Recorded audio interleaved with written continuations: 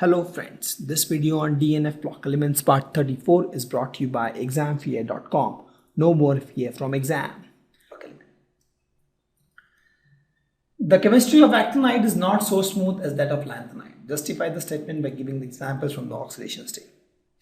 See, the lanthanides, the oxidation state is +2, +3 and +4. Only. Out of these, +3 is the most common. That's the only thing we know, right? Limited number of oxidation state, pretty easy to understand, pretty smooth. Why? Because the difference between my orbitals 4f, 5d and 6s, if you write the electronic configuration of lanthanides, you will see these orbitals there. So this is quite large. But if you talk about the actinides, they show variable oxidation state. They show variable oxidation state, and this is why, because the energy between the 5f, 6d and 7s orbital is very less, and thus the chemistry is not that smooth. It's a little difficult because you have so many oxidation state to handle. But here also the common oxidation state is +3, but it shows a lot of variable oxidation state, +4, +5, +7, like that. Okay. What is the last element in the series of actinide? We know the last element is lawrencium, right? Lr, atomic number 103. This is the last element in the actinides. Okay, write the electronic configuration will be 5f14, 6d1, 7s2. This is the electronic configuration of lawrencium. What about the possible oxidation state? So if it lose 3 electrons, it will attain the stable configuration. So +3 is the most common oxidation state for lawrencium. Okay. The next is using Hohn's rule, derive the electronic configuration of Ce3+. Ce3+. First, let's derive for Ce. Atomic number is 58. So for that, let's derive that. Let's start the game. 1s2, 2s2, 2p6, or we can actually see the nearest noble gas and we can reduce our effort. But let's do this. We don't know the nearest noble gas, let's suppose, and we can take this help of this chart, right?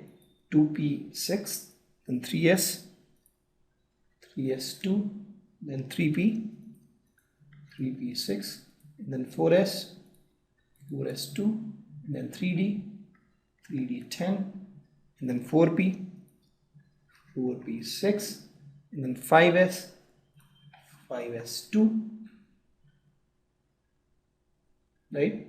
And then 4d, 4d10, 4d10, then 5p, 5p6, and then 6s, 6s2, 6s2 is done, and then I have 4f, and then we have 5d. So typically d orbital is split first, and this is 4f1, 5d2. That is the cerium. Okay. Now if you talk about cerium +3, you take out 3 electrons, you take out 3 electrons from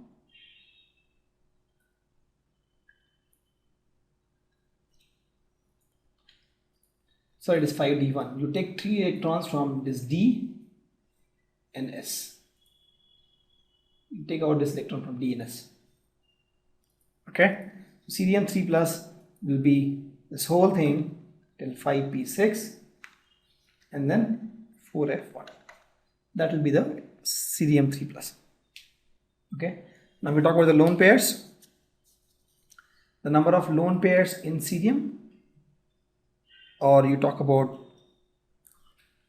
okay, so we have to find the magnetic moment of cerium. Please note, we have to find the magnetic moment of cerium, not cerium 2+. So we have lone pairs. F has 1 lone pair, D has 1 lone pair. The total lone pair is 2. So mu is n into n plus 2. N is 2 here. That is 2 into 2 plus 2. That is 2 into 4. That is 8. Root of 8. That is 2.828 bar magnet of. That is the magnetic moment of cerium. What can be inferred from the magnetic moment of these complex? So the question is, what can be inferred from the magnetic moments values for this complex? For K4MnC in 6, the magnetic moment is given 2.2 bar megaton. What can be inferred from this? See, something which we know that if n is equal to 1, the number of lone unpaired electron, mu is nothing but root of n into n plus 2. And that comes out to be root 3, that is nothing but 1.732. If n is equal to 2, mu is nothing but root of n, that is 2 plus 2 into 2. And that is nothing but root 8, that is nothing but 2.8. Similarly, if you see, this value of 2.2 is almost near to 2.83. That means for this, n is equal to 2. Okay?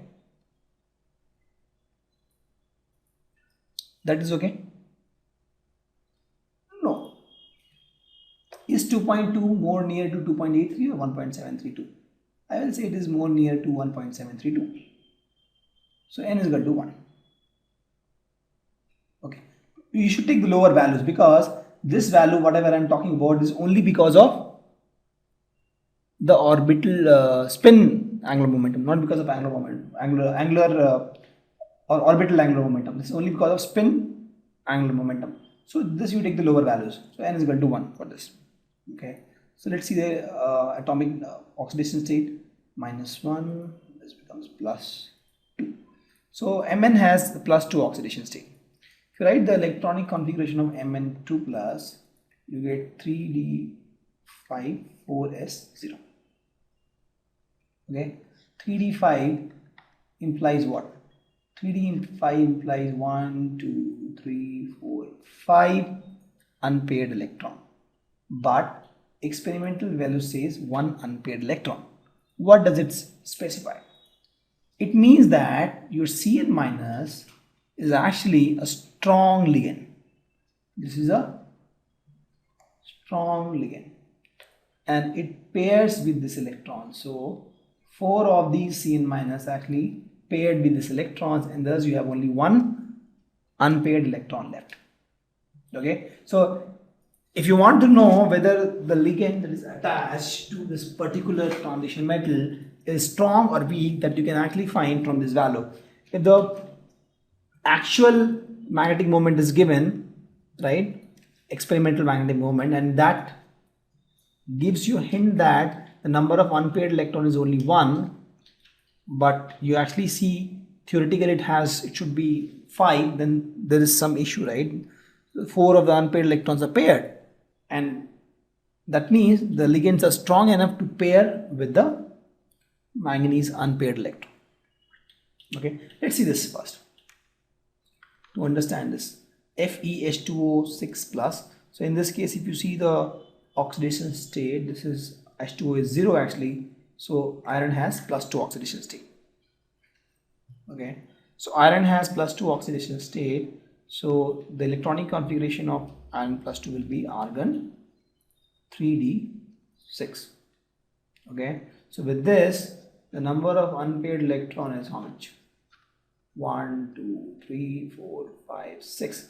The number of unpaired electron is 4. That is theoretical value. Let's see the experimental value. Experimental value is 5.3 Bohr magneton. So we don't have the values, so let's put the values for 3.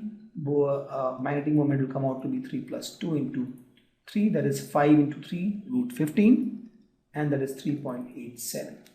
For n is equal to 4, magnetic moment will come out to be 4 plus 2 into 4, that is 8 into 4, that is 6 into 4, that is 224, that is 4.89.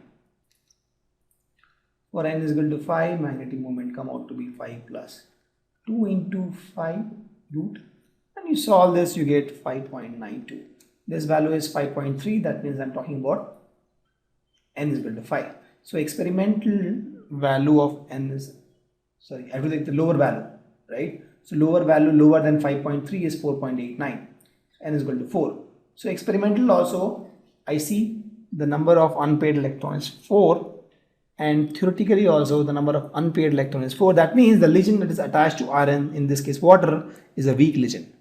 and it does not pair with this electrons.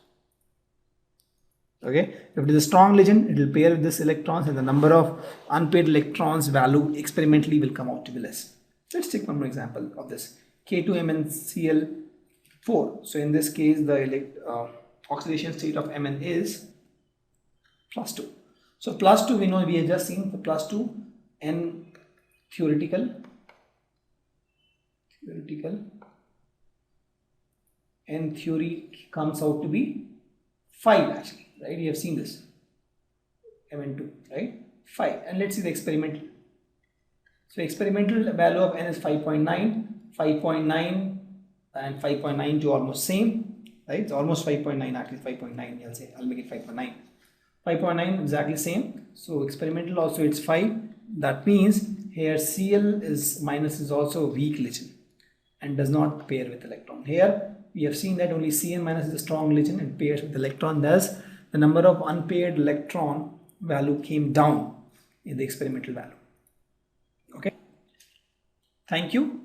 Visit examfear.com to watch more videos, attempt free online tests, get free study materials, find tutors and mentors, and much more. Thanks once again.